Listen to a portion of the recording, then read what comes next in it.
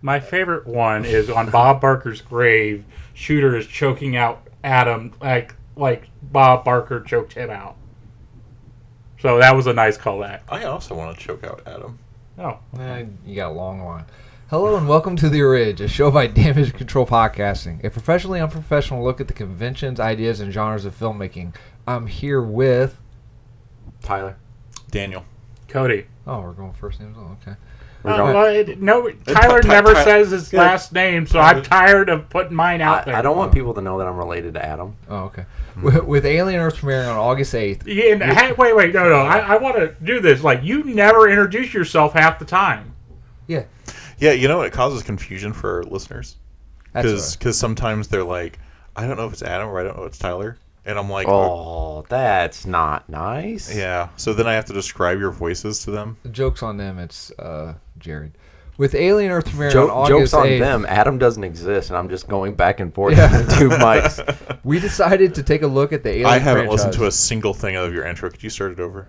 The whole thing? Yeah. With Alien Earth premiering on August 8th, we decided to take a look at the Alien franchise. Last Orig episode, which is getting good views for us, we looked at Alien and Aliens. This episode, we are looking at Alien 3 and Alien Resurrection. I didn't watch Alien 3. I watched Aliens. Or Alien Cubed. Oh, shit. I watched Species. I watched the wrong Aliens movies. I watched Alien plus Alien plus Alien. Do you know there's a lot of those movies? Yeah, I've seen them. Yeah. All three of them. I wonder why. Why? There's three of them? There's three of them. Species? I think there might be more, but Oh, I watched three of them. I was like, I thought you were saying like you watched all three of them. I'm like, three isn't a lot. I did watch all three of them. Two recently. Two even. had Natasha Henstridge in them, and I think like other ones don't have Natasha in them. Like Species 2 had her in it, Yeah. or two of the Species movies? Two of the Species movies have his. How many total are there? Because I still don't know what constitutes a lot. I think there's three of them. Yeah. I think there's more than that. Which is actually on topic because H.R. Giger designed the alien species in that movie. That's actually why I watched them. Is 3 a lot? Oh no, there's a hell of a lot more of them. How many? Oh no, never mind. Sorry, the AI steered me wrong. Oh, yeah. That's a first. Right. I wonder which one was it when they went to Mexico? From Dust Till Species. Yeah. All right, while you guys are looking that up, Alien 3 released May 22nd, 1992, with a budget of $50 to $60 million. It had a box office of $159.8 to $180 million. Directed by David Fincher with a script by Vincent Ward. It was designed to end the franchise. Considered by most to be the worst in the series, the next, Resurrection, is well loved, but is considered to at least is not well loved, but is considered to be at least fun. This one, go ahead, Dan. There are 4 Species movies. I have seen 3 of them. There you go. The 4th one is the one where they go to Mexico. Yeah, that's one I remember from sci-fi. Siffy? Siffy. So we're talking about Species today? Yeah. Okay. This one, number 3, is my favorite. Why? Because you have a hard-on for David Fincher. Well, I didn't know it was David Fincher until later in my life, but okay. Because you like Charles Dance? Tyler. Wait, did you just say 3 is your favorite? 3 is my favorite, yeah. Yeah, I think that's wrong. Why? No, I'm just saying it's wrong. Cody, your opinion? Wrong. Okay, So 3's the one where they're on the prison colony, right? Yeah. Okay. Tyler, since What? you're being a smartass and you swore you've seen it, let's go through just drop the plot of the movie real quick. There is an electrical fire in the EEV. Did you memorize someone's Internet Movie Database? It synopsis? lands on Fury 161. The only survivor is Ripley. It's a prison planet with a population of 25 prisoners. Alien facehugger. The queen egg is implanted in Ripley. A facehugger kills a poor dog, and then hijinks ensues. So you watched the theatrical version? Whichever one's on Disney Plus. Okay. And then blah blah blah blah. It still amazes me they would put Aliens on Disney. Well, it's because it's combined with Hulu, and so then eventually Ripley's like, I'm gonna die anyway. We can't let Wayland Yutani get a hold of these, and then she swan backwards swan dives. Yeah, swanton bomb. That way it could show the into- alien bursting out of her chest right when she hits the. Into flames. It's like lava or something, isn't it? It's that furnace. It's that giant furnace type thing. It's a smelter. So have you guys seen the assembly cut? So I guess No, you guys I didn't know what that was. Have you seen the assembly cut? I watched whatever was on Disney Plus. Okay. So before we get into this, let's talk about the differences. So David Fincher. So a lot of directors. This movie has more like probably only Freddy vs. Jason has more script ideas thrown out there. Let me talk about some of the script ideas. So is it where the Hicks and Newt, because isn't that all changed about how they die? Yeah, because Newt dies off screen. They all die. They all die off screen. So like one of them is impaled. Bishop is just destroyed, and then Newt. One version is the face hugger gets Newt and then has to leave her body. Because in the movie, Charles Dance says that she drowned unconsciously, but there was like one version to where she was like awake and drowning. I'm like, that is a horrible thing to depict for like a 12-year-old kid. Mm-hmm. And then that's when the face hugger, it doesn't even like face hugger, like doesn't it like crawl inside Ripley's mouth? No, you don't see it in. You see someone with the face hugger in the opening sequence. I haven't seen the theatrical version. I've only ever watched the assembly cut. Oh. Okay, so what's the difference between the assembly cut and the theatrical release? So the main differences are real quick. The reason why there is an assembly cut is this movie was like a fucking disaster. They went through directors. They went through multiple script ideas because Aliens was so hugely popular that the studio was like, yeah, on this date we're releasing Alien 3, and they didn't even have a script idea, so they shot themselves in the foot because like this is the day this is going to be released. And if you go back and you watch the taglines, it says in space no one can hear you scream, but on Earth everyone can. So so they tried to told you that they was going back to Earth? Yes. So when they didn't go to Earth, people were like, what the fuck is this? So they had many scripts which we'll go back and talk about, and then they hired David Fincher because at the time this was his first movie. He did a lot of commercials and music videos, and they hired him. And David Fincher is very, very controlling and very like I guess he's what hipsters call like an auteur. He's not like a hired gun. So that's what you call him? Yeah, I call him an auteur. I figured. No, if David Fincher does a movie, he's not gonna he'll probably never do a Marvel movie because Marvel you have to like here's the beats you have to hit, and so he wants to he wants to make it his own. Yes, and he's one of those guys that are like he wants to flip shit around. He even says like in his younger years he likes pissing people off. So like he convinced Sigourney Weaver to shave her head. The whole Newt and Hicks being dead. Anyway, so there's a lot of there's differences on that. He was actually fired and rehired on set like constantly, and at one point there were more studio execs on set than there were actors because everything was just getting out of hand. So some of the differences are in the assembly cut, it's a bison being impregnated, not a dog. Okay. Why would there be a bison on that? There's a character that he doesn't have a lot of screen time in the theatrical cut, but in the assembly cut, he kind of like he falls in love with the alien, as in like a religious figure. Like he thinks this is some sort of his name. It's Gallic. It's the Paul McGann. Paul McGann. I don't know how big of a role he has in the theater, but I know it's cut pretty short. I could not pick him out of all those people. I mean, I've only ever seen him with hair. But I could not pick him out of any of them. So if you ever get a chance to watch the assembly cut, watch that because his character plays a bigger role because they actually capture the alien in the I don't know the right word. It's the furnace before it's the unlit furnace. They because the plan is to lure it in there. It's got such steel thick walls, it's not going to be able to get out. Yeah, right. But Garlic, whatever however you pronounce his name, he like worships the creature and he thinks if he lets it out that it's going to be like, oh, I am your acolyte or whatever. But as soon as he lets out, it fucking runs right through him and kills him. Like, that's all gone from the theatrical cut.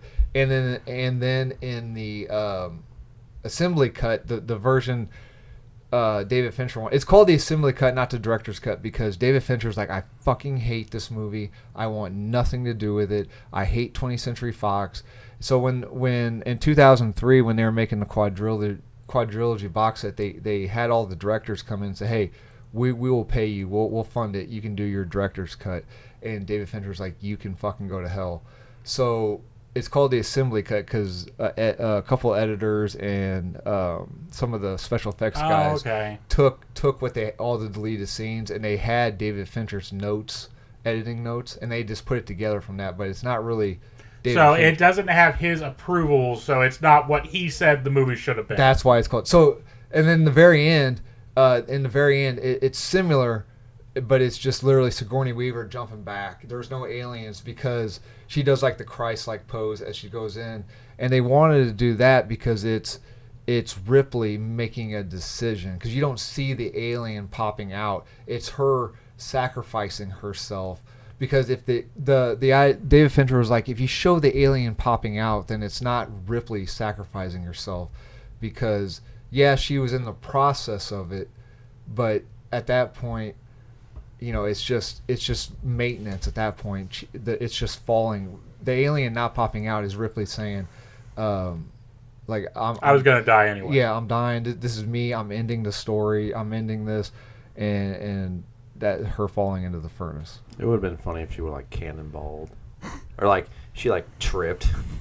And probably would have been actually safer too, because if she's like this, the alien could have just jumped off her body. But I think right, because I haven't seen the theatrical cut in a while. She grabs it. Yeah, doesn't she? She still holds like, it, right? It like pops out, and then she like wraps her arms around it, and then falls back. Okay.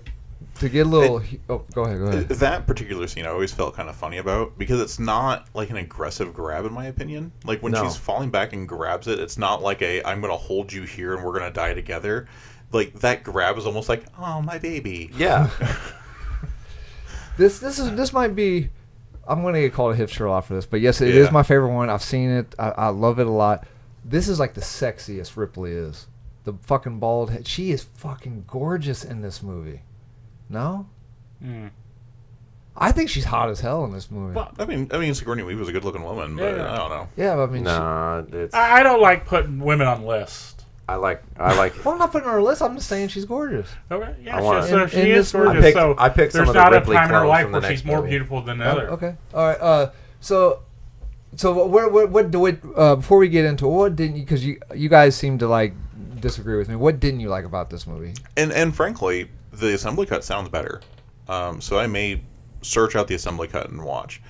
To me, it was just, I don't know, just kind of bland compared to the other ones. Like, it just doesn't stand out to me as a movie, because it's like, okay, land on a prison planet. Like, even, like, so the xenomorph that infects the dog, like, that could have been a really cool xenomorph, and it did not stand out that much significantly different. Oh, is this also the one that has the fins and the flying aliens, or is that 4? The Resurrection that has those? There's no, Okay. Do yourself a favor. I don't know if it's on YouTube. If you can't find it on YouTube, I'll bring the box set in. But the box set is, the original, and then a disc of nothing but special features for every movie. And on the special, they genuinely... They try to put a dog in alien costume. Yeah, it's the fucking cutest thing you've ever fucking seen. Okay, I have to find this. It's a whippet. And it's got an alien. They chose the right dog. I was thinking Greyhound that they need to use. So they got a dog, and like, how dogs get happy? They shake their tail and butt. So there's like a xenomorph that's shaking its butt, and the director's like, action, and the dog's just like shaking its butt. Like, I'm fucking happy to be on set. It's the cutest fucking thing. I don't think any of the spaceship, like, I mean, the opening scene where it's the pod crashing, I don't think any of that CGI held up. I think the space stuff in the first one, where like they're tracking like the Nostromo and everything, that stuff looks fine to me. But like, it just looks so out of place. Okay, all right. Like any of the space stuff, the only thing that looked good was like when it showed the planet and then had like the sun going down and at the end the sun coming up over the horizon. That was the only thing that looked relatively good. I thought Charles Dance was great. I liked his character. I wish he would have. I mean, I knew that they were going to kill him off, but I figured he would have lasted a lot longer. So nothing's been mentioned, like not even in the script. But you know how he goes, the warden's like, maybe you shouldn't be cuddling up next to this woman due to your past priors. Like, what do you think he's on there for? Because they tell you. Well, I'm trying to remember what they say. It was well, in the one that I watched, he was basically like I don't know if it was drugs or alcohol, but like he inadvertently killed a whole bunch of people because he administered the wrong dose of medicine. Oh, okay. That's what they did in the theatrical. And it was kind of funny that she was basically like, "Hey, I've been cryo asleep for a lot lately. Want to fuck?" Yeah, like, yeah. That's basically what it was. Like, yeah. Want to do it? Besides all the behind the scenes things of why it failed, one, you go from all the majesty and whatnot of spaceship shit to, hey, we're stuck in this planet that seems to have no other location but this prison part. Two, you went from what, in my opinion, is kind of scary, the alien horde, back to the original feeling of trying to do the single alien hunting down one by one, which is still scary, mind you. But you go from away from horde back to a singular entity you're running from. See, I thought that was going to be a whole lot scary. I mean, to me, one thing slowly hunting you down, picking you off one by one, is a whole hell of a lot scarier than like a horde that you know that you can't get away from. Because one thing you're like, in your head, you're like, okay, I can probably survive this. I'll just shoot Cody in the foot and then run the rest of the way across this football field.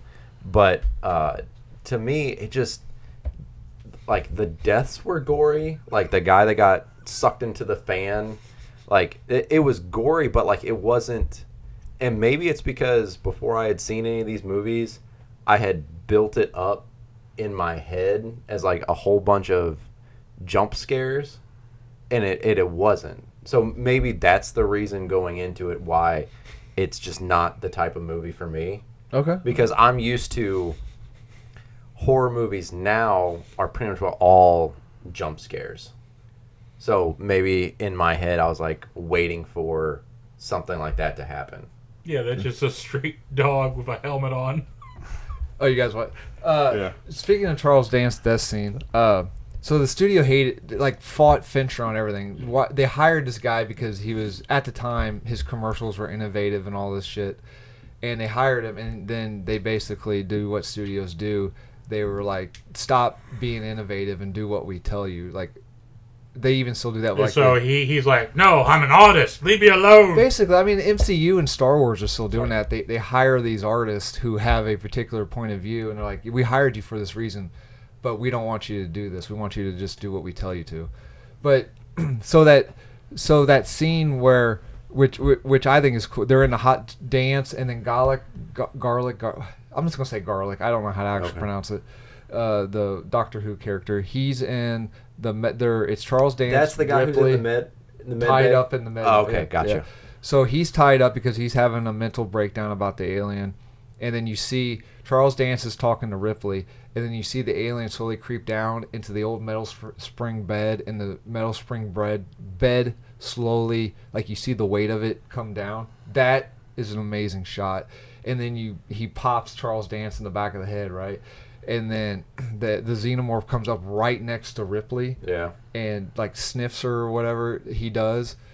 Well, we know later why he doesn't do anything because it's the Queen. But like that David Fincher had to fight for that, and they kept saying, no, we're not paying for it. No, you're not doing it. So basically, David Fincher grabbed a camera. Grabbed a camera, grabbed Ripley, grabbed Charles Dance, and grabbed Garland, and be like, we're gonna. Why everyone went to lunch? We're gonna film this scene. They ended up doing that, and 20th Century Fox used that shot to sell the movie. Used that shot more because that was in the That was in the trailer where it's like the bitch is back, and then you see the xenomorph come up next to. They literally sold the movie on that, and Fincher had to like illegally shoot it. I guess was the whole point that you couldn't tell the prisoners from the guards? I don't think there are any. Yeah, you're on a planet with no way to get off. There's basically there's the warden and his co-captain or whatever. That's it. Everyone else is prisoners. Well, Dance isn't a prisoner. Yeah, he is. He was in the version I watched. He said he was a prisoner, and then because he was in prison on that planet, and then they're like, "Hey, Weyland-Yutani's like, we're gonna shut this shit down. It's time to leave." And the two got the warden and 85. Yeah, are like, we're gonna stay, and so he stayed with them. That's the way I understood it. Oh, because he said, I was imprisoned. They reduced my license to whatever, and then he goes, I decided to stay, because he has that revelation, and then like 5 seconds later he gets killed. Right. Okay. And I guess I don't remember that part very well, but yeah, my understanding was that there weren't any officers there. It was all prisoners, I guess, except for the I know warden that's why stuff, they used the excuse as to why there was no weapons, because they're like, there's no way out, like, type of thing. Yeah. Will. Oh, go ahead. No. I was saying, like, I do love this movie, but yeah, that is definitely one critique that even after seeing the movie as many times as I have, I do have a hard time telling characters apart, because it's literally just bald men and brown, sweaty. Yeah, you clothes. You can't tell anyone apart. That's why I was trying to figure out. I was like, okay, I've seen Charles Dance numerous times. I know who he is, and then they killed him off, and I was like, I can't tell anyone apart except for Charles S. Dunn's character. Yeah, okay. Like the second. I think there's only like two black guys. The only black guy in that movie. I can usually pick out Ripley out of a crowd too. Yeah. Yeah, good point. Yeah. So, which is where Rhea Ripley got her name. Do you know that? Mm-hmm. Yeah. Yeah, because Sigourney Weaver is a badass woman. That's what she said. Now, one thing that, and I remember hearing about this, and maybe this is the assembly cut, because I don't remember it in the movie, but I remember them talking about how that prison planet was only for XYY men, for chromosomes. Yeah. Yeah. But I don't remember actually hearing that in the movie anywhere. They say it in the version that I watched. Did they? Okay. Yeah, it's like it's supposed to be like the worst of the worst. Well, and isn't it too that there's actually no real scientific data backing that up? It's more of just like the pop culture that somebody said something one time and then it got blown out of proportion. I do believe it's blown out of proportion, but I mean there is some evidence to support it, because XYY chromosome is a chromosomal disorder, and I think it increases the testosterone production, which tends to make people more aggressive. So I think there is a tendency where you're like more likely to do those things, but yeah, they definitely blow it out of proportion. Okay. I thought the bishop, when she's like programming the flight recorder, I thought that was really good. Yeah, I wanted to ask you guys about it. It was that. a lot better than in The Alien, Ash. the Ash one. I mean, it looked like a very good. I'm assuming it was some kind of animatronic, but I don't know. It looked good. It was creepy, like how his like one eye kept kind of like pulsing. Like I don't know if it was working right or either way, it looked really good. Well, speaking of sacrifice, because he wanted to be shut down. Yeah, he was like, they'll just put me back together. He said, which I don't understand the whole. I mean, I understand androids and everything, or what, I don't know what they call them in that universe, but he said that he's in pain. Do they feel pain? Because he says, I hurt. That's when he's asking her to like disconnect him. Yeah. So like, is he all robot? Yes, they're entirely robots. I think it's not the pain in the way that we perceive pain. Okay. I think it's a different type of pain. Okay. Another thing too, like if you have a robot that's sophisticated, the reason we have pain responses to begin with is to tell us something's wrong. So maybe it's just literally like if his version of pain is every sensor's going off in the world because things aren't where they're supposed to be. Yeah. So I'm supposed to be like 5 feet taller. So in that universe, and I'm going off of what I think you said the last one. So the actor that plays Bishop isn't in Alien versus Predator. Doesn't he play Wayland of Weyland-Yutani? Yes. Yeah, Lance Hendrick. Yeah. Okay. So at the end, when they bring in that guy that's like, where she's like, Bishop too. You're Bishop, and he's like, oh no, I'm the guy that created him. Like, I'm a friendly face. Like, is he actually? So so is he a real person? Yeah, is he a real person? So, like, is he supposed to be like the descendant of that Wayland? In the script, Bishop is human. So they did something to prove that he was human that extremely backfired on him, because I guess because David Fincher likes shooting dark light or whatever, and the way that it was shot, it doesn't look human because it kind of backfired on him. They wanted to show that he was human because when he gets hit, his ear but it disconnects in a way that's like, yeah, it looks like it came like out like this. Yeah, so I was like, it looks like you just pop it back on, but it looks like his face is peeling off. So I was like, okay, so clearly he's not real. No, at the time of filming and in the script, Bishop 2 is a human, and he was the not prototype. What do you want to call it? The creator. Yeah. And I think aliens exist in the Predator universe, but I don't think predators exist in the Alien universe, right?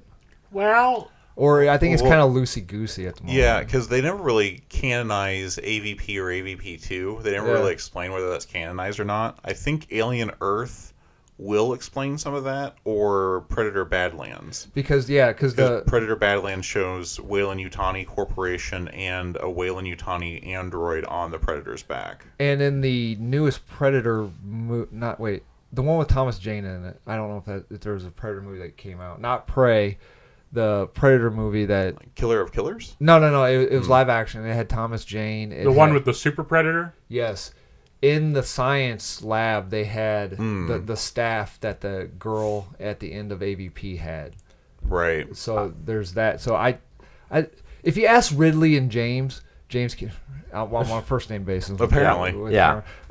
You asked my friend Ridley and Jane. Well, let me just text him. Excuse me, Sir Scott doesn't really care for AVP. James Cameron has stated in interviews that he really likes. He goes, oh yeah, these are really good movies, but they do not exist. And so he's just like, they could do their fun little project. It doesn't exist in my universe. But basically, that's just him. Does he? He doesn't. First of all, it doesn't really matter. It's all. But if you go with Sir Ridley and Mr. James, Mr. James, of course, he also said that. Jesus Christ, all the sirs and misters. Mr. James also said Terminator Dark Fate was the best movie he's ever seen, and look how that turned out. So, yeah. But he doesn't watch a lot of movies, does he? Yeah. No, he doesn't stream because his dreams are better than anything he can watch. He also said that in an interview. Really, Scott did? No, James Cameron. He goes, I don't have any streaming. Because some guy was asking him, goes, so what streaming channels do you subscribe to? He goes, I don't stream because my dreams are better than anything I can watch.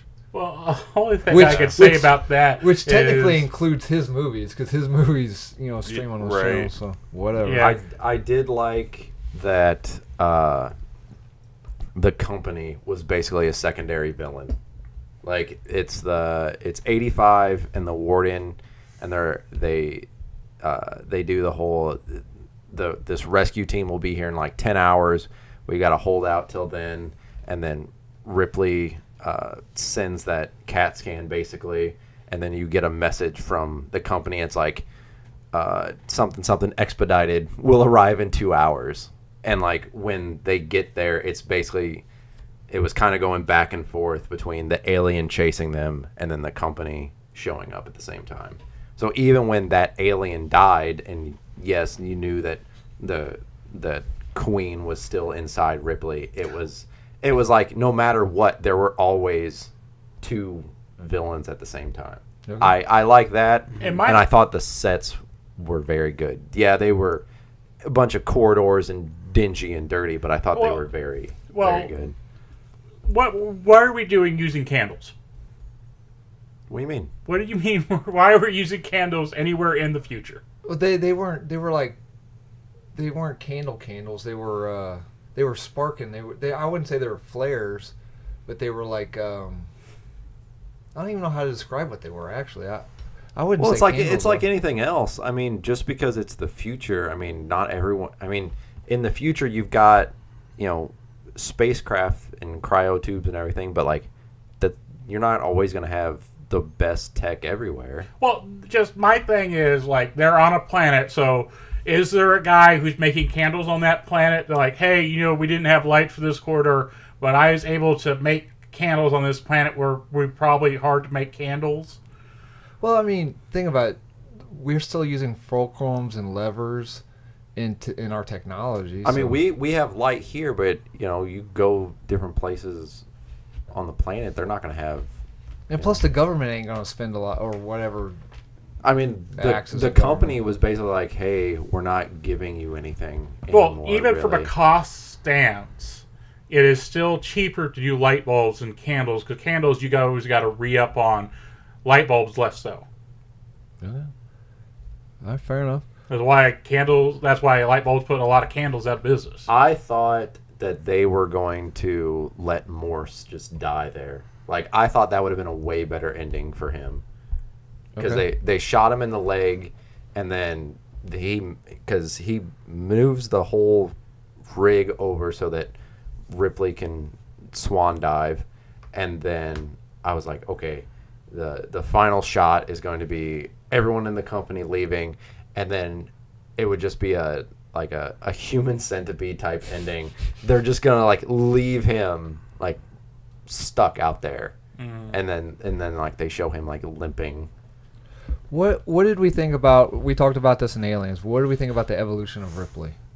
She seems to be pretty steady as a character. Because like Thor, a good example of a character changing tone would be Thor, right? Oh yeah. So what do we think of the evolution of Ripley?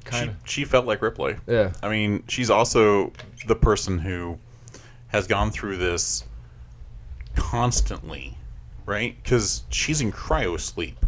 Right, so we're getting reprieve, we're getting breaks between it, but for Ripley, it is seriously like land on planet, face hugger, events of Alien 1, go to sleep, wake up, next day, events of Alien 2, go to sleep, wake up, next day, events of Alien 3.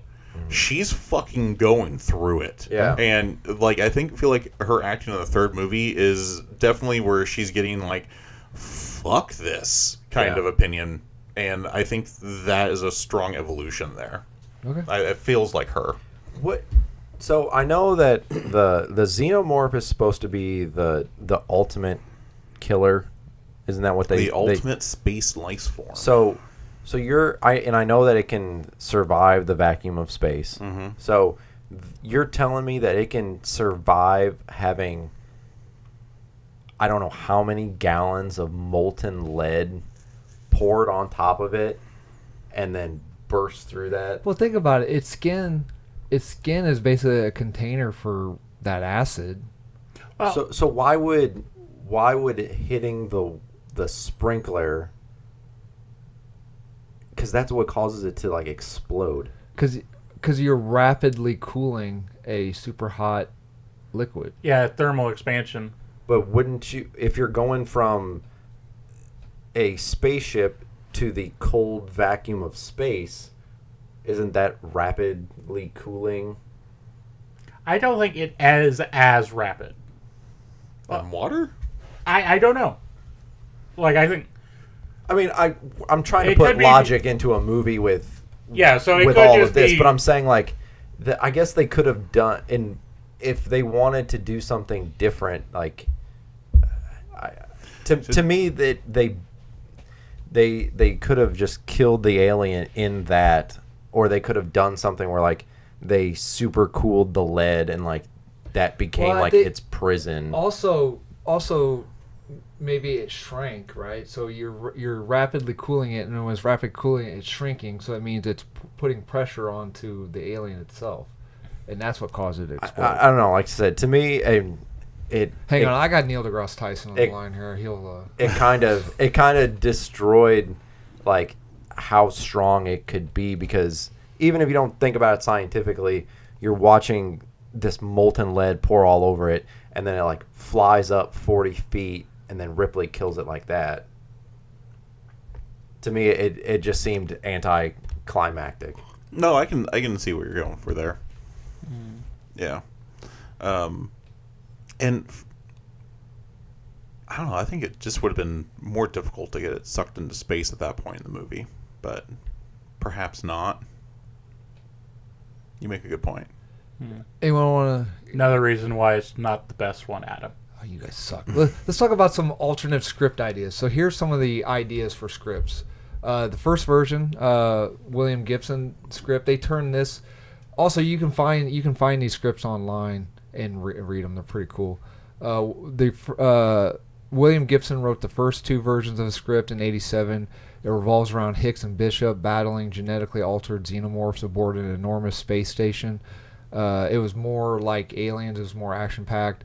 And the second draft was basically the same thing, but scaled down to just 3 aliens. So his first one was more like Ripley and Newt didn't survive. It was Bishop and Hicks on a giant spaceport, but it was more like Aliens. The second version, basically the same thing, but just boiled down, so it's more like I said, I'll put the links up if you guys are interested, but you can find these online. I think those scripts could have been fine, but you cannot kill Ripley off screen. Like, she deserves an on-screen death. Like, you cannot just be like, and the podcast and Ripley died. You could not do that to her. Oh, before I forget, no, it's later in trivia. I'll talk about that later. Both of these, besides being online, the drafts have been turned into comic books and audiobooks and a 2021 novel. Sorry. I'm not listing all like 12 of these. I'm just listing some of the cool. List them all. Yeah, okay. So the second one that came out in '89. So the alien looks through the window. Yeah, I was just about to make a Halloween joke. Okay, so real quick, in '89, Eric Red wrote a third idea. It was known as Alien World. It followed a character named Sam Smith that discovered the smashed cryotubes of the three survivors. Is this before or after the music career? During. Oh, Sam! It took me a minute. Yeah, during. Good point. Yeah. He fought xenomorphs on a space station which contained a whole human U.S. city. So it's kind of like the end of Interstellar, like a whole city. Okay, so just a giant city-sized ship. Yeah, it was considered not very good. So they went with the script of Alien 3?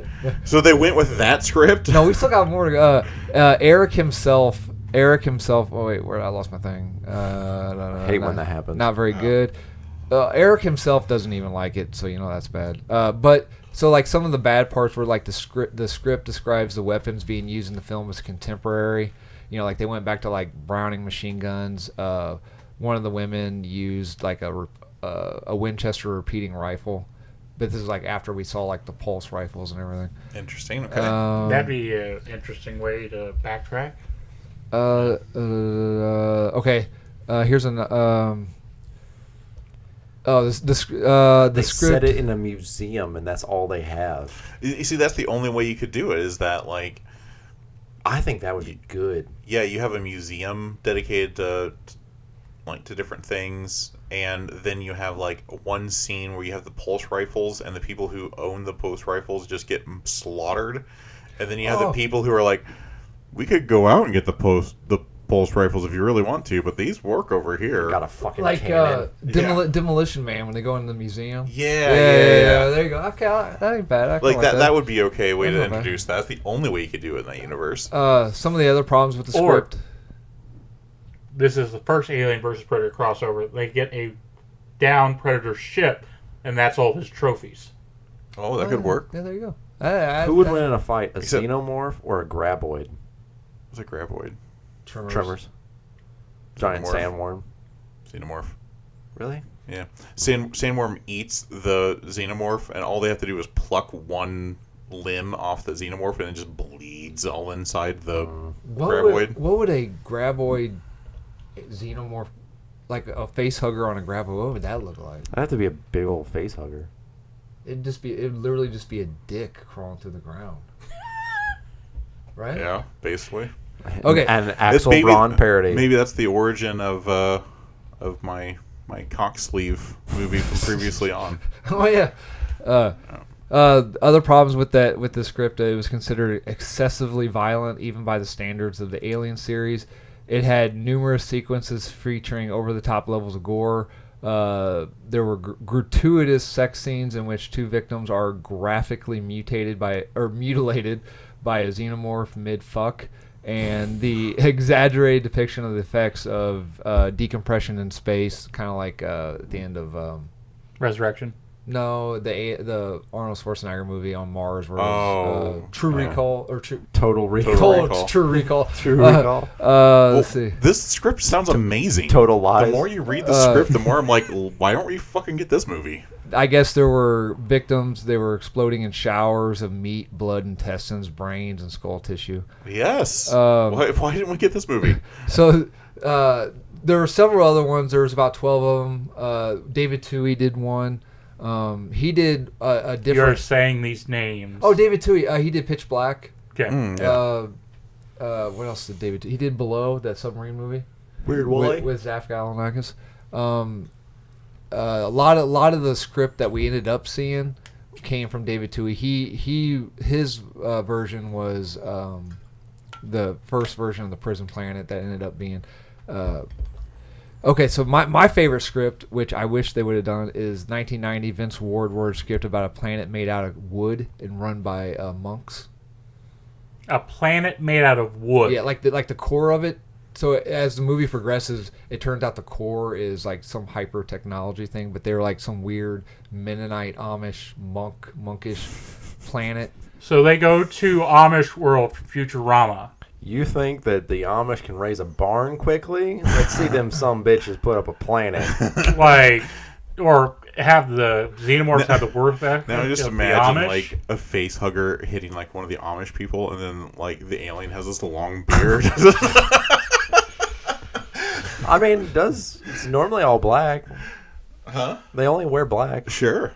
This was also a script that first brought up the idea of Ripley being impregnated by an alien.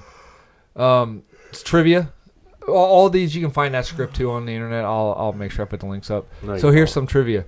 Michael Biehn received more money for the studio using his picture in the computer sequence than he did for his entire acting in Aliens. That was a pretty good sequence.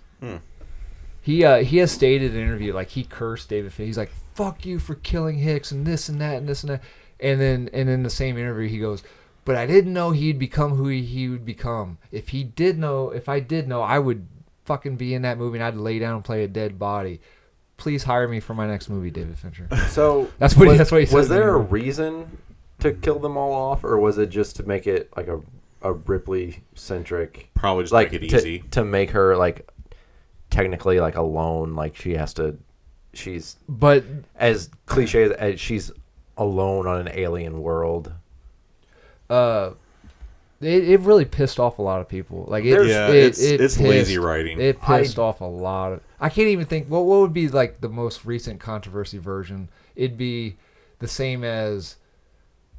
I can't even think. Like when they G.I. Joe'd. Yeah, there you go. There you go. Yeah. Well, I don't think it pissed off a lot of people, but yeah, okay. So this is the first time Weyland Yutani is actually spoken out loud.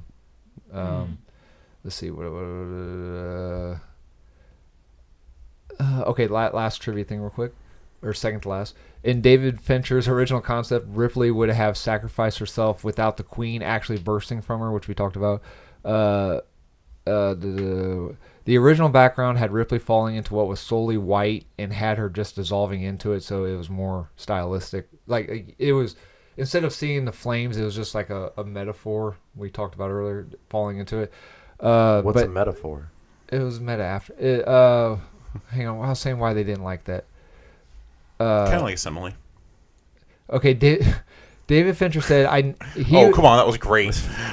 David Fincher was opposed to the idea because he never thought it was necessary to show the creature. He showed it to preview and it was voted it would. So the preview audience said they wanted a creature, but he was. Wait, they were just going to shoot this without the alien in it? No, the end. Oh, the alien. Okay, yeah. Yeah, that would have been a very bad. When she swan, I don't even think you really see her like enveloped by the flames. Do you? In the because if I'm remembering, she just gets like closer and closer, and then it changes the scene. Yeah, she kind of like disappears into the depth of in the assembly cut. It's like the orange bubbling of the furnace, and then she just kind of disappears into it. And then the final trivia, as with the first two films, the Hungarian title translates as. Anyone want to take a guess? What was the last one? It was something death. Death Planet. Death Planet 2. The Deafening. Alien, Final Solution, Death. I did like the ending. I like the shot of the giant Weyland-Yutani furnaces shutting off, and then them leaving. I guess I didn't realize that it was meant to be the end of the series. Yeah, it was. Yeah. So like I didn't understand the whole the repeat of Ripley's final transmission from the first movie, because like I said, I didn't know that it was supposed to be the end of.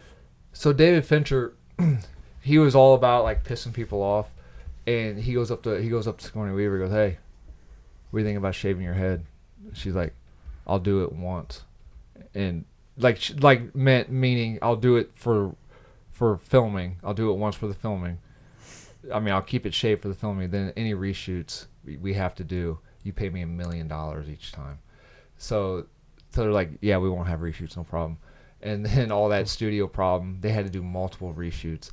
So Ripley's like, or Sigourney's like, yes. But they ended up creating a ball cap, which cost them more than just fucking paying her to shave her head. Really? Yeah. How does a ball cap cost more than a couple $1 million? Because they had to individually poke the hole, because she wasn't bald, like she had the stubble. And I imagine they had to make it look not weird when she moved her head, that it didn't bubble up in weird places. I mean, like nowadays, like Bryan Cranston for like I think the last couple seasons of Breaking Bad didn't shave his head. They just really? Yeah, that now you throw a ball cap on and just like your girlfriend Karen Gillan, she didn't have to shave her head for the last couple Guardians because bald cap technology was so advanced. Yeah, because it used to be worried. Well, yeah, they're in the future. Because it used to be like you could, if they had a lot of hair, it kind of like puffed out. You could always tell. But they're getting pretty good at bald cap technology, I guess.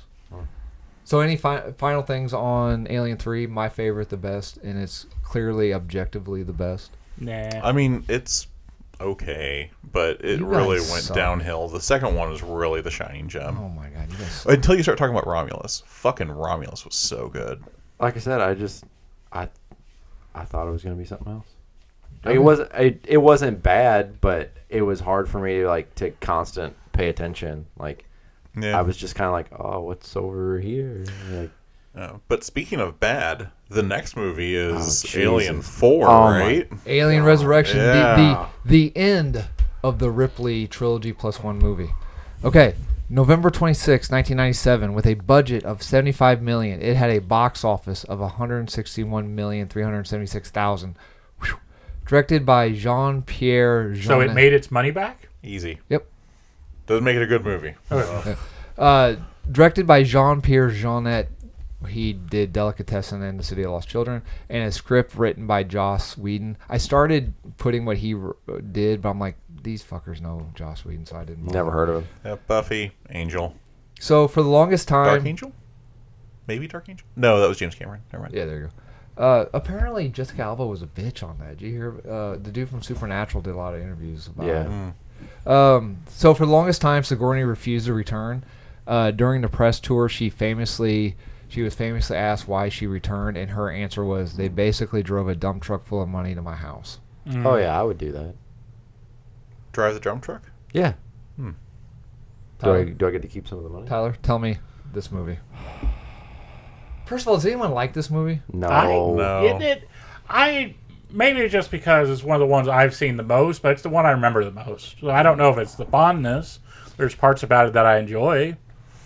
Ripley's been dead for 200 years. They clone Ripley. They make a whole bunch of aliens. They pay this group, the crew of the Betty, to come in and bring a whole bunch of humans in stasis to make more alien hybrid thingies, and hijinks ensues. Yeah, the thing that I remember most about this movie is like Winona Ryder. Oh, Winona Ryder. I love her short hair. I love her short hair phase. That's my yeah. favorite Winona Ryder. Yeah, she was cute. Wino forever.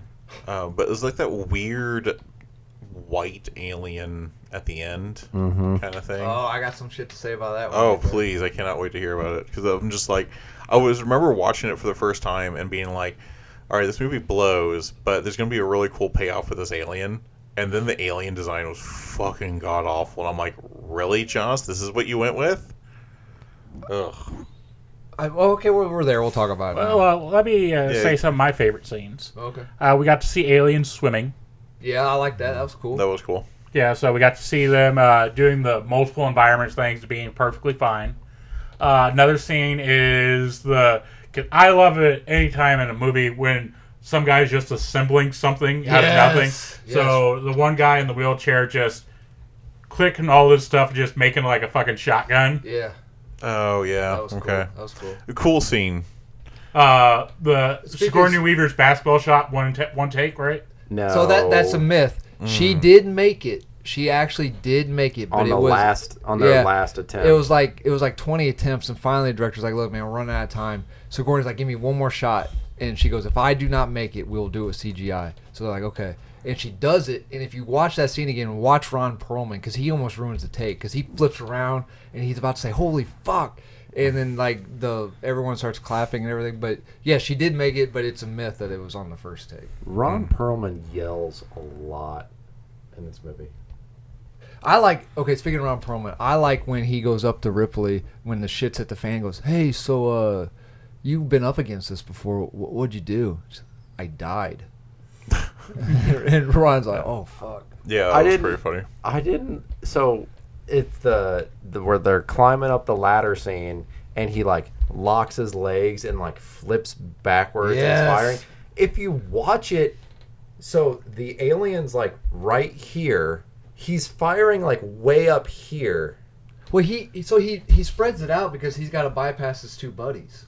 That's why he spreads his arms out because But his two buddies are down even there. still, the guns are like he's shooting like not in the right direction. I don't think no, he's shooting down. I know he's shooting down, but like he's not. I get it. He's got to maneuver away from the two guys, but just maybe it was the way that I was watching it. But to me, it didn't look like he was even shooting like remotely, like towards where they were at. Okay. And I gotta he say, shoots one in the head and it dies. So how is it? It can die to a gunshot to the head, but Those bullets burn hotter than molten than millions of gallons. All right, we'll experiment. Tyler, I'll shoot you in the head. Okay. And I'm going to cover you in molten lead, and you tell me which one kills you better. Okay. Okay? Wait, all right. Why can't you cover him? Tune in next week. Where are you going to get the molten lead? I've got ways. Oh, okay. Another Adam works favorite at a factory. scene of mine is Not anymore. the hive mentality. He works at a factory. Oh, that's true. Yeah. Cody works at a factory. He can get me molten lead. Oh, okay. We've actually done away with a lot of lead products, so we don't have straight lead, so we have products that have it's slight 2025, lead traces. Cody, if I know anything about factories from watching movies, is that every time you walk in, there's a smelter that's pouring molten lead. Yeah. And there's into a It's not cast. making anything. So there's- basically, Yeah, it's pouring it in, and then it forms a block, and then the block goes up, and then falls back there's into a- the foundry. Exactly. That's and how there's a- factories And power there's themselves. there's a wall of sparks everywhere, and people are just walking by. And there's always a wall of sparks everywhere. I'll see if Mitch is in, because he's the one in charge of that. So that's above my pay grade. All right. Well, you let Mitch know that I need to borrow Mitch is a bitch. not a lot of lead, but some lead. Okay. All right. Another favorite scene, the Man of lead. hive mentality displayed of, hey, we're stuck in these cells. This guy's the weakest one, so we're gonna kill him to make a hole in the floor. That was cool. Okay. All right. So it's when the general, the very hairy general. I think he's a general. Oh, So- before you say it, Motherfucker. speaking of the hairy general, so originally he wakes up with no shirt on, but American audience, when they were test screening, kept laughing so hard that they reshot that scene with him wearing a tank top. I can see that. Because he's got a lot of hair on his chest. Yeah. So is he like Robin Williams level hairy? I think Yes. he might be even more, when yeah. when he sits up, like the hair on his shoulders. Yeah, it's true, yeah. Oh wow! So there's the scene where like they're running to, I believe the computer says like the final escape pod, and then the xenomorph goes down in there. He's like way back behind them, and then he chucks the grenade in. So I couldn't figure out. First of all, you're wrong. He didn't chuck. He bowled it. You can hit him. Chuck. That was, I mean, that was So- not the joke I thought Adam was going to go with. so But he did- bowls the grenade Thank into the escape pod. No, he didn't bowl it in. He plated it in. Yeah, he chucked it in. Tyler, you fucking idiot. He didn't chuck it in. He bobbed it in. No, you're all wrong. It's the future. He teleported it. You know what I have to say to that? What? I will fucking yell at you too. Yeah, come in. Although that is a hell of a lot better than boom, boom, boom. Anyway, So besides the fact that it's, I thought the design of the grenade was cool because like the pin is like the detonator. yeah. Was that part of his plan? Like, was he going for the escape pod? No. He saw. He sees the xenomorph. Oh, you mean? So those guys get into the escape pod before him. Yes, he So- was going down with the ship. He's the captain. He was going down with the ship. Okay, well, I couldn't tell if he's like, okay, well, I'm gonna lure this to this escape pod using these guys as bait. No. Then now I'm gonna blow their asses up. No, if you watch, well, I mean, I always took it when you see his facial, and maybe I'm just reading into it, but I always saw like he was like, oh fuck, and when he throws a grenade, like he was bummed out that happened. He has a very weird. I can't remember how he died now, but I remember thinking, I'm like, He gets Charles danced, because then he goes like this, and he like goes cross-eyed, and then he falls down. And then the Chucky guy. I know he doesn't die, but it was weird how he got. I called it Men in Blacked through that hole. He goes in the xenomorph jail, and like it's like when D'Onofrio gets caught in Men in Black, like it just like reaches up and pulls him down. Mm-hmm. So Sigourney Weaver, if we remember back on our Aliens, she told James Cameron, if I'm going to play Ripley again, I don't want to use a gun, I want to die, and I want a fucking alien. So between the next 3 movies, she didn't use a gun in Aliens 3. She died in Aliens 3. And you can kind of argue she fucked an alien. Well, And 4? 4, yeah. Yeah. yeah, because the whole thing was like we got your DNA from the slag pit in 3, but we couldn't separate your DNA enough to get it where we just get the alien side. So that's where all the failed experiments come. You bring up a good point. Okay, so this is a lot. This is people argue this. Let's see if we can rationalize that since we were doing the liquid metal thing. Where did they get the DNA? Because surely that smeltering furnace would have like evaporated. She could have gotten I would it from assume- anywhere in the prison. Like if she was bleeding, or you don't know what Dance was doing to her while she was knocked out. Yeah. Oh, okay. And don't call me Shirley. Yeah, because blood samples What do you want to there- be called? One thing I could Steve. say, if they got it from the furnace, there's not everything goes in a furnace just immediately gets fucking vaporized. Okay, but did you see the size of the furnace? No, I saw it, but There's no way nothing. they say they shut down the furnace when they left No. the planet, right? Yeah. Well, Yeah, so you get maybe the size of this soda can left of DNA. No, there's no Yeah. way nothing exists in that furnace. There's Everything no that was way. in that furnace stays in that furnace. There's no way in hell. The way that makes a way more sense is that when she was in the medical quarters, and then Dance was trying to, do assessments and drew blood or numerous things like that, compared to she survived falling didn't survive. into... No, that DNA survived in this furnace. Okay, so I have a CSI moment for us. We're going to inject some science into this. Oh, yeah. Yeah, so while cremation typically destroys most DNA, it is possible, though rare, to find viable DNA in cremated remains, particularly those in bone fragments or teeth. The intense heat of cremation, 1400 to 1800 Fahrenheit, primarily breaks down soft tissue, but some denser bones and teeth may survive, potentially containing degraded DNA. Now, wait a minute. But that's cremation. That's not like that what temps planet. did you say? 1400 to 1800 Fahrenheit. Okay, so can you Google how hot, like what do you call those things? Smeltering? Yeah, furnace. Yeah, it looks... Crucible. While he's Googling that, here's a fun bit of trivia. The dude in the wheelchair. Is it actually fun? Yeah. The dude in the wheelchair, I'm gonna miss this. He's French, and so he speaks like really bad broken English. You can kind of tell. And then in the what? So some modern industrial furnaces are capable of exceeding 5,430 Fahrenheit. So about 3 times hotter than the cremation gets. Yeah. So it's got to be the med lab then. Yeah. Steel melts around 2,500 Fahrenheit, which is about twice a cremation. Glass furnaces reach 3,000, which again, a little bit closer to half or double. So it's definitely got to be the med lab. Lead melts at 620 degrees Fahrenheit. Yeah, so if it was lead, that's not even half the temperature of steel.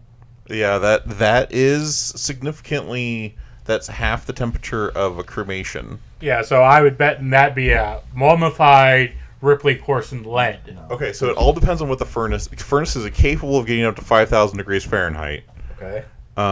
Typically run closer to 3,000 degrees Fahrenheit, especially if they're melting steel.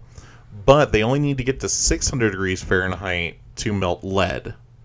And cremation was 1,200? 14 to 1,800. Okay. So, if that furnace is dedicated to melting lead, it would not need to get hotter than a cremation would need to get to. Although I gotta say, the furnace being bright yellow-orange, lead is just silver. I know this from experience. Well, sure, but lead also doesn't burst into flames. Yeah. But can lead kill alien? That's the thing. I'm trying to see what they were. I think it's a steel planet because they was on a junk planet. It'd be the most valuable resource. So, so here are breakdown of flame colors. Okay. So if the flames, what color were the flames in the movie? Orange. They were orange. Yeah, there was some white. But the assembly cut was orange.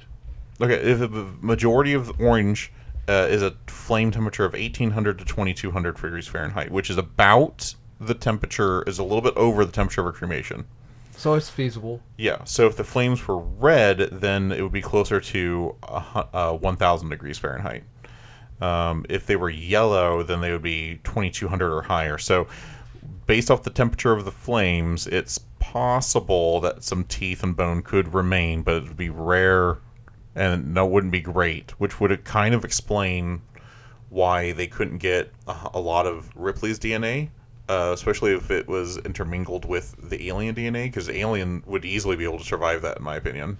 Okay, all right, fair enough. Like, because doesn't one of the aliens take a fucking engine wash to the face in one of the movies and not incinerate? They just get blown away. The first one, yeah. Yeah. They turn on the plasma engine or whatever. So funny story. The actor who played the wheelchair couldn't speak English very well. And you remember the scene where they're going, the aliens have broken out, and they just watched their ship captain die, and they're going at their end of the hallway, and the elevator's making noise. They all turn around, and the elevator opens up, and the guy goes, "Who were you expecting, Santa Claus?" So the original line was, "Who were you expecting, the Easter Bunny?" But after like the fifth take, the guy come out and goes, "Who are you expecting, the Eastern Bunny?" And they're like, no, Easter. He's like, okay, I got it. And he'd keep saying Eastern Bunny. And finally, the dude's like, just fucking say Santa Claus. And then the next day, they had T-shirts printed out that says, "Who were you expecting, the Eastern Bunny?" And everyone was wearing them on set. That's great. Mock your fellow man. So what do you think? What do you think about the tone whiplash? Because it was only this one came out in '97. The other one came out in '92, I think. So 5 years. 92, yeah. So what do you think of the tonal whiplash? Because it's clearly not. I mean, it's definitely the black sheep of the Ripley movies, right? They seem to go. They seem to, even though people are still dying or not, it seemed not to be as dark. I mean, yeah. I mean, it fits Joss's writing style, and honestly, kind of fits the tonal shift of movies around that time. Okay. So, like, if you're watching them in a vacuum, like for Tyler or those of us who are just watching them now, like you're watching them all in a run, yeah, it's gonna feel really jarring. Mm-hmm. But I think if you were watching that movie as it was coming out in the theaters, it wouldn't be that jarring because like you have 5 years of cinema to develop. It's in Whedon's writing style, and it kind of fits the movies of the time because it's right before the turn of the century. It's okay. So you bring up a really good point because the director and Whedon have gotten into it about this movie because Whedon claims that much like his, you know what happens to a frog or a toad when they get struck by lightning, he claims the same thing about this movie, that his dialogue and his script was completely mishandled. Like it said the director didn't understand it at all. Everything was tongue in cheek. The idea of instead of the eye getting in the door, you breathe on. Yeah, that was weird. He goes. I wrote that everything was supposed to be tongue in cheek, and they took everything I did seriously. And then he goes on. This was years later. He realized that what he actually wrote for Alien Resurrection became Firefly, because he said he was directing Firefly and he goes, oh shit, this is basically what I wanted Alien Resurrection to be. I could see that because I was going to say the crew, they seemed very like space cowboy-ish, like the I can't remember the guy's name where he's got the guns that are attached to him. The dude from CSI, actually. Yeah. That like whips the guns out, and there was a whole bunch of weird like banking shots to kill. I kind of dug. Well, I'm not saying it was bad. It was like Daniel said. I went from watching Alien 3 to watching this, and I was like, this does not seem like it fits anywhere. And it was weird watching. I call her Evil Ripley 8, whatever you want to say. Like, it was just weird seeing, like, okay, like seeing her in 3, and then immediately starting watching Resurrection, being like, this is weird. Like, it doesn't fit anything in my head. Like, the jigsaw pieces aren't lining up here. Right. Did we like? I'd call it like Super Ripley, because in like the first 3 movies, she's still a badass, but she's vulnerable. In this movie, I never felt like she was vulnerable. No, like the whole point was she wasn't human. Like that's in this movie, like because of I guess maybe it was to more highlight the point at the end of the alien queen got something from her as well, but it was to show like she kind of in an environment where she doesn't really care about people. She's got acid blood and super strength and ultra reflex. Yeah, I didn't really like it. It didn't. Yeah. Not that in all the other ones she was human that you could relate to, and you're like, okay, you don't have. I mean, I guess if you know that she survives, then you know that she basically has plot armor. But it's like you're just like, okay, well, why does this matter? Because you're not going to die in this normal situation. Also, Weyland Yutani gets bought out by Walmart apparently 200 years in the future. Really? Yep. Call. Short hair. Beetlejuice. Winona Ryder? Winona Ryder states Weyland-Yutani was bought out by Walmart. She actually said Walmart? Yeah. Oh, I didn't remember that. What do we think about this movie's android? Or robot, or however. I don't. Well, according to the the franchise? Yeah, I think they call them synthetics. According- They're according- androids. According to the, I don't remember the guy's name, the captain of the Betty, she's quite fuckable. Okay. You could tell, like, either technology had gone to a much higher degree in the last 200 years, because she was much more human than all the other synthetics that we've met before. Like, it was to the point where, like, nobody else knew until Ripley pointed it out. So supposedly, supposedly she's a second gen. So she was a synthetic or android built by other androids. They weren't built because I guess there was some sort of uprising. Am I the only one that also got weirded out with the weird sort of mole with the string? Oh, the USB plug-in cord type thing coming out of like Cole? I don't know. For the longest time, like she removed that mole and there was like string coming out of her arm from the mole. Yeah. And I was like, ugh. Did you notice the ABC for the androids? The first android was Ash. Bishop. Second one is Bishop. Third Call. one is Call, and then David is the fourth one. I didn't notice that, but that's cool. Also, apparently, according to the director, because these movies are sexual in nature, the scene where Call gets shot in the gut, and then they're sitting right before she plugs in, Sigourney is like putting her guts back in the Call, and she kind of like fingers the hole. That was supposed to be like a lesbian exploration thing, I guess. I thought it was just a lady helping out another lady. Yeah, no, I didn't. I think some of this, as perverted as I am, even I was like, I didn't do that. I think some of this stuff is just they're like afterwards they look at it, they're like, oh, I got an idea what we can say. Like, isn't it also been proven that there's been a lot of, well, so and so meant this with this, and if you actually ask the person who made it, like, no, that did not fucking mean anything.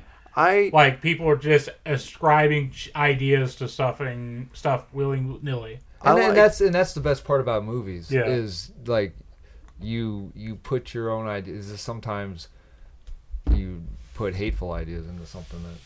I like how even in the far-flung future, not necessarily a scientist, but like the who's the dude that played Chucky?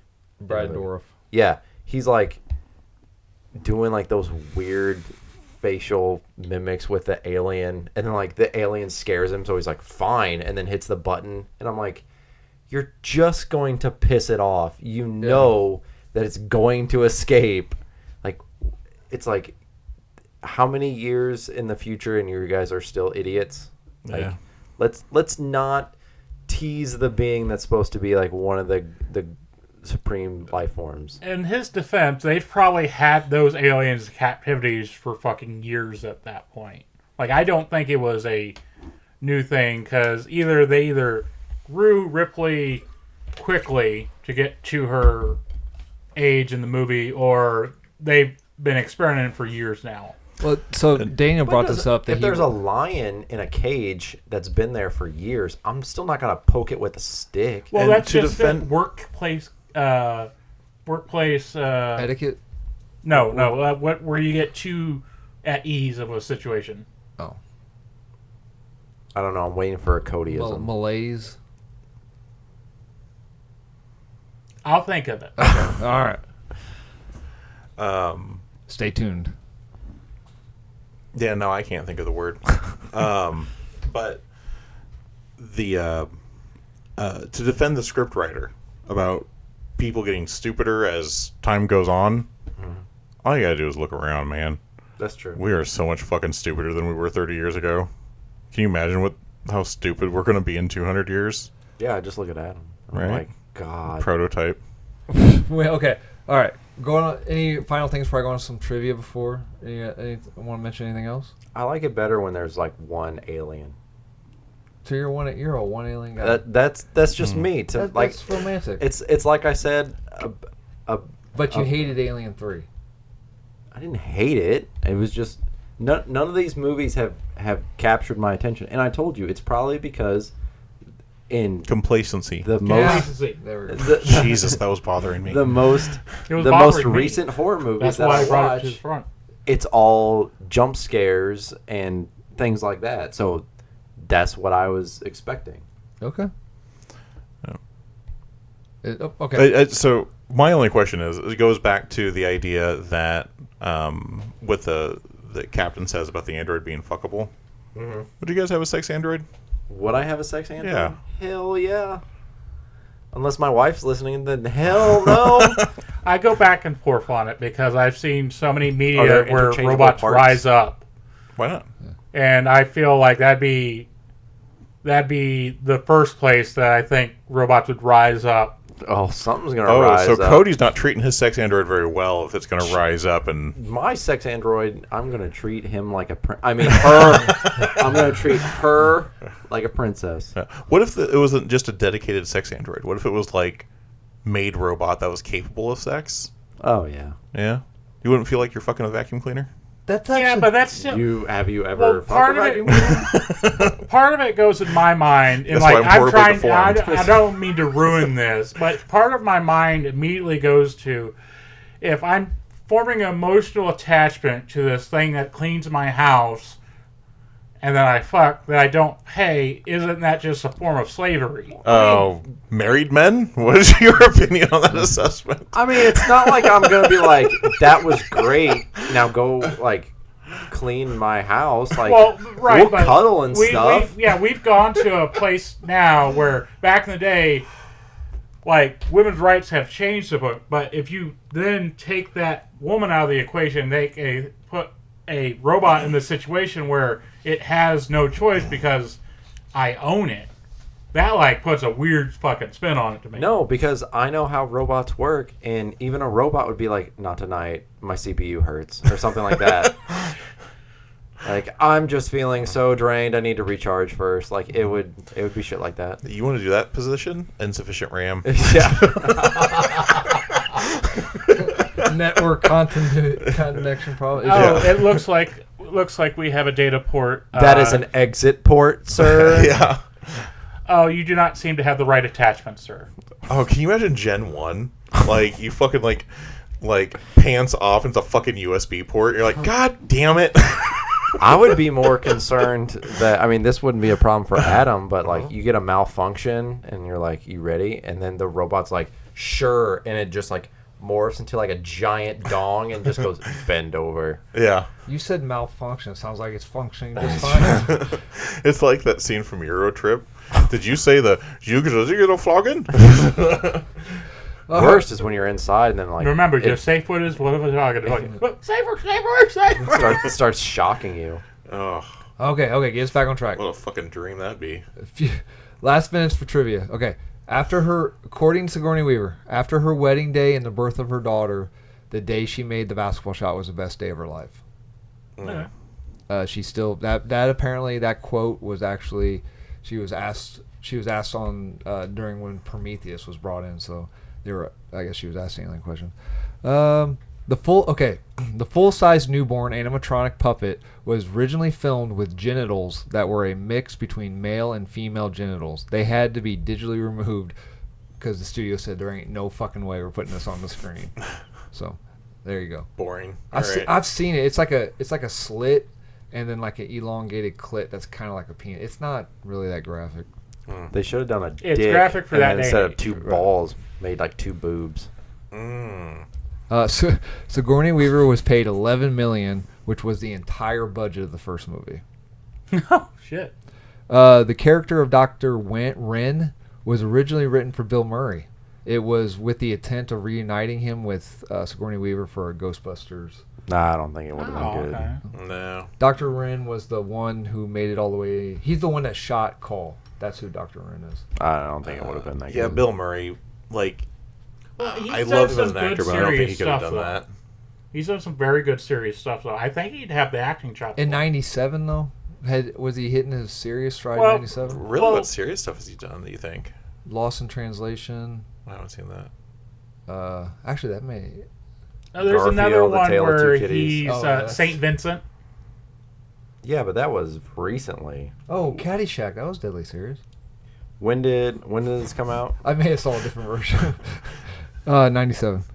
Yes, the C4 Gophers were definitely a serious moment. Isn't that a metaphor for the PTSD of war? Sure. Okay. He did Space Jam the year before. Caddyshack has a great topless scene. The Men Who Knew Too Little. Yeah. Wild Things. He only did one movie in. Wait, Wild Things. The Nev Campbell. Yeah. Really? Wow. Joss, we already spoke about this, but he takes umbrage with the way they handled the script. Years later, he realized Firefly was basically what the script was supposed to be. Here's interesting. Angelina Jolie was originally going to be Call. Wouldn't have been as good. Look up what she was doing in 97. I think, is that Hackers? Probably. Because I think she had short hair like Winona Ryder in 97. Yeah, but Winona Ryder is better. Yeah. No, Hackers was 95. Okay. The original idea was to have the clones of Newt instead of Ripley, but the studio heads decided, much like Daniel said, no one wants to watch an alien movie without Ripley. Yeah. And then finally... Well, that would have been like my idea how you continue it without Ripley, though. Yeah, I think you could have done... I think it would have been better. Aliens 4 would have been better without Ripley, to be perfectly honest. Because I just... Like, you can't kill her off screen. But I think her death at the end of 3 was good, and you should have kept it. Yeah, especially since no DNA could have survived that furnace. How does maybe before I get to the last trivia, how does the studio version, the theatrical version, end? They land on Earth, or they're on the way to Earth, aren't they? Yeah, like they escape on the way to Earth. It was supposed to, the thing that I saw was that they were supposed to land in Paris. So in the director's cut, well, actually, the director made it quite clear. He goes, "This is labeled the director's cut because it has to have a label." But he goes, "What I put out in theaters, I genuinely liked." He goes, "So, but in the theatrical cut or the director's cut, they actually do land on Paris and Call, and it's a fucking wasteland. You see like the Eiffel Tower over, and Call and Winona Ryder are sitting on like some rubble, and they're having a conversation. That's the end of the movie." Okay. The ship collides with Earth, causing a large explosion. That's how the theatrical version ends? I don't remember that, but I guess it does. And then finally, the Hungarian title translates as... Death Planet Back. The Alien, the returning last resort. I would Death. Death, Alien, Resurrection, Death. Wait, I got one. Alien. Death is resurrected. I was close. I was closest though. So out of the 4 Ripley, the Ripley Trilogy plus 1, what's the favorite? Aliens 2. Okay. Let me think. Aliens 2. I don't want to say Aliens 2 because everyone else has, and I don't want to say Alien 3. I'm going to go with Alien. Okay, Alien 3 by far is my favorite. The Orig. Do you think much the like white panties? Much like Star Wars now that they're making everything kind of set like 5 years after Return of the Jedi, do you think there's ever a chance that they're going to continue from the Call Ripley 8 phase? Because or you think everything's going to land like in what do they call it, interquel or whatever? You think that's how they're going to, or do you think they'll ever just reboot it? I could see them rebooting it, but there's also so much time that you can explore. Yeah, I guess there's 200 years in there. Yeah, so you got so much time frame in there that I think like rebooting it or continuing at the end of 4 is the most boring part of that universe. I think like what they're doing right now with like Covenant and Romulus, even though Covenant wasn't great, but where Covenant landed in that film in the time frame, and Romulus was fantastic, and putting those in on the kind of undefined time is the right way to do that. Okay. Because you still end up with a ton of questions throughout the core 4 Aliens movies that Prometheus, Covenant, and Romulus try and answer some of those. Do you think with Romulus being well liked and with Alien was it Alien Earth or whatever coming out, Do you think Ridley will ever get a chance to conclude his trilogy?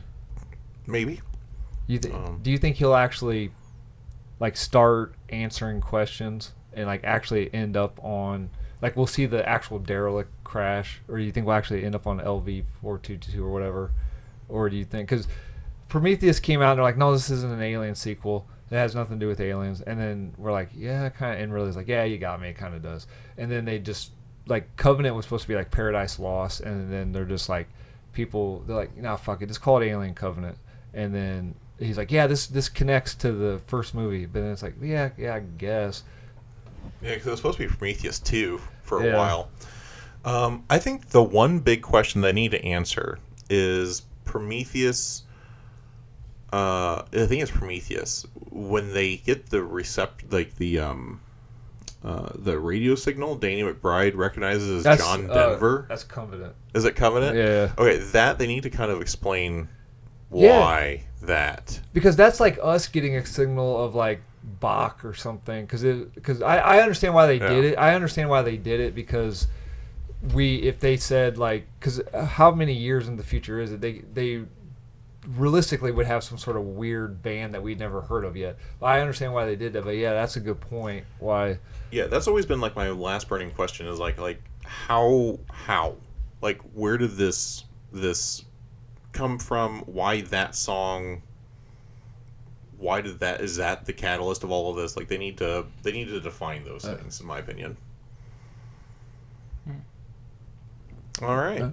Well, you've been listening to back to our original programming next week. I just wanted to do a deep dive on a franchise since Alien Earth coming out. Yeah, so you've been listening to the Orig, a Damage Control podcasting production. Make sure you check out new episodes every Monday on YouTube, Apple Podcasts, and SoundCloud. And we'll also be going back to original programming because we are fucking with Daniel's OCD. I just want to know what we're recording before we're recording it. That's all I really care about here. The last time you said you were upset because we were messing with the schedule. I don't mind that we're messing with the schedule. I just would really like for us to get like the schedule to the point where we're not like breaking the weeks up between weeks. But this episode will actually do that. Not this episode, but the 3 Dudes in a Review episode will do that. Oh, there you go. So we'll be good to go. So make sure you check out those episodes as well as the 3 Dudes in a Review on our YouTube, podcast, Apple, SoundCloud. Make sure you check out social medias on Facebook and Instagram, and please check out our OnlyFans page. Oh yes, where you can see that sweet Tyler on vacuum action. All right, and shop vac, big nose. All right, Adam, push the button.